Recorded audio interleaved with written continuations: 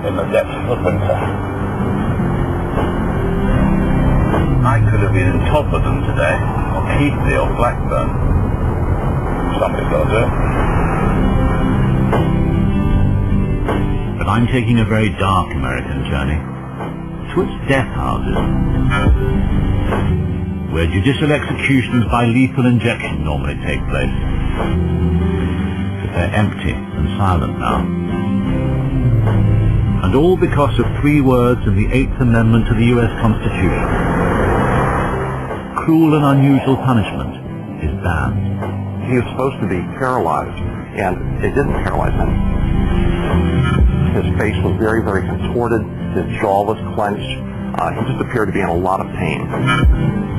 Individual states decide whether they want capital punishment or not, and most do. Hanging, the firing squad, the gas chamber, and electrocution are all on offer if you search around. Bye. Have a nice day. But easily the nation's favorite method is lethal injection.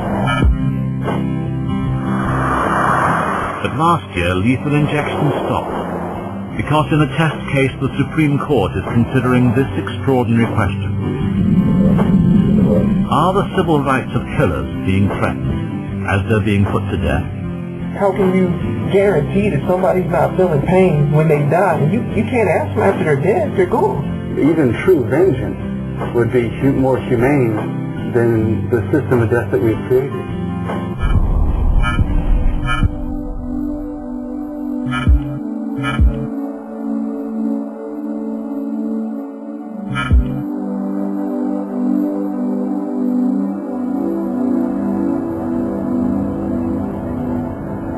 I've come to Florida to find out the truth about one particular execution which took place here just over a year ago, before the Supreme Court case began.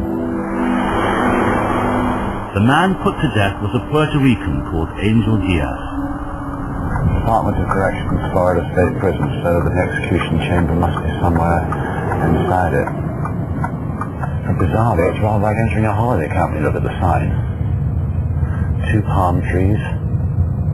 Welcome.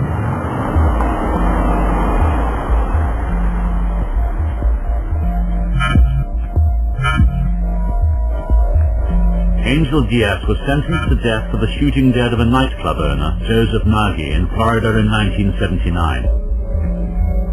He never ceased to protest his innocence, and there were 27 years between the crime and his punishment. At 6 p.m. on the evening of December the 13th, 2006, his execution was set to begin.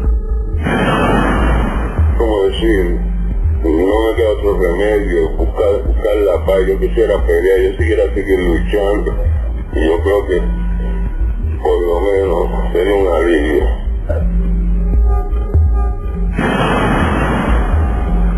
Down at the end of that corridor is the death house. That's what they call it. And inside the death house is the execution chamber. And there, Angel Diaz exited this life.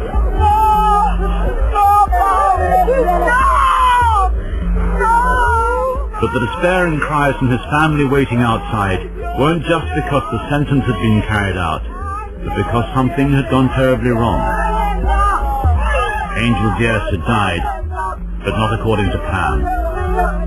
In the procedures, it allows for a second series of drugs, and the second series of drugs in this case was introduced.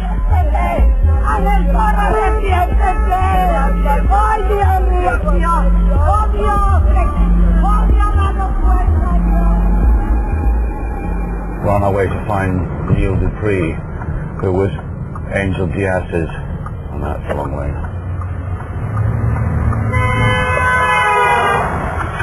Good start. Neil Dupree witnessed the execution, and he wrote his own account of it, and it doesn't read like a lawyerly account. It reads like the account of someone who was very upset by it.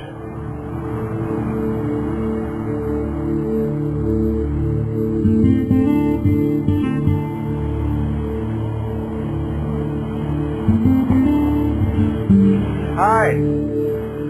Neil Dupree was Angel Diaz's appeal lawyer. You must be Neil Dupree, I'm Vivian. Pleasure to meet you. He'd never witnessed an execution before.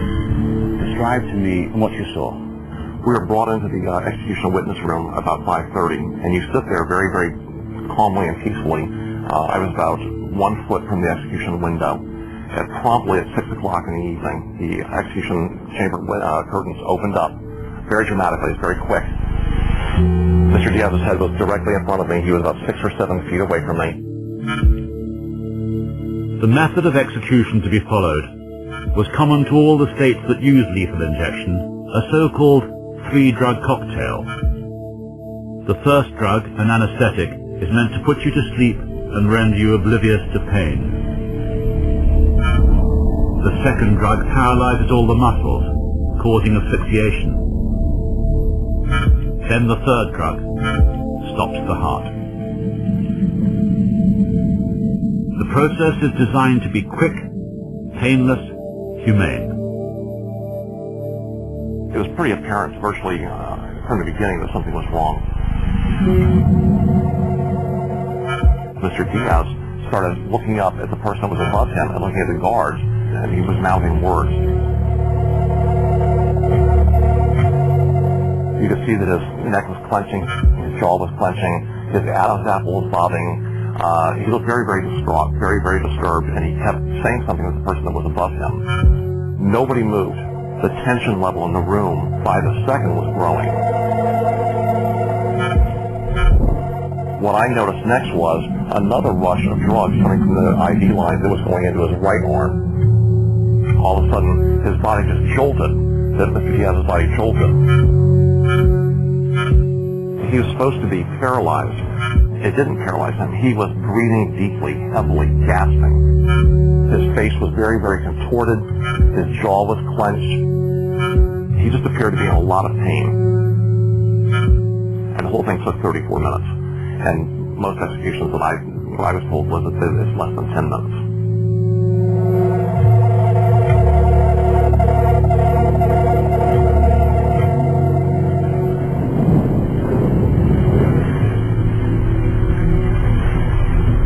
Just in case you thought it was always sunny in Florida, we've just been through the mother and father of a tropical rainstorm. We're trying to find where Sol and Maggie live. They're in the street somewhere, and they're close relations around Joe Diaz.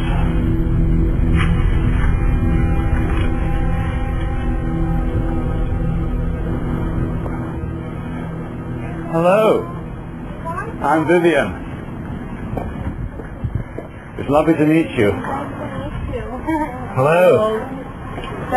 Thank you very much for letting us come. I'm so sorry we're late. It was terrible weather. I apologize.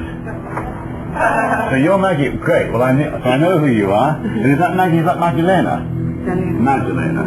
I'm Sol. You're Sol. You're Sol. I saw your picture in the paper, yeah.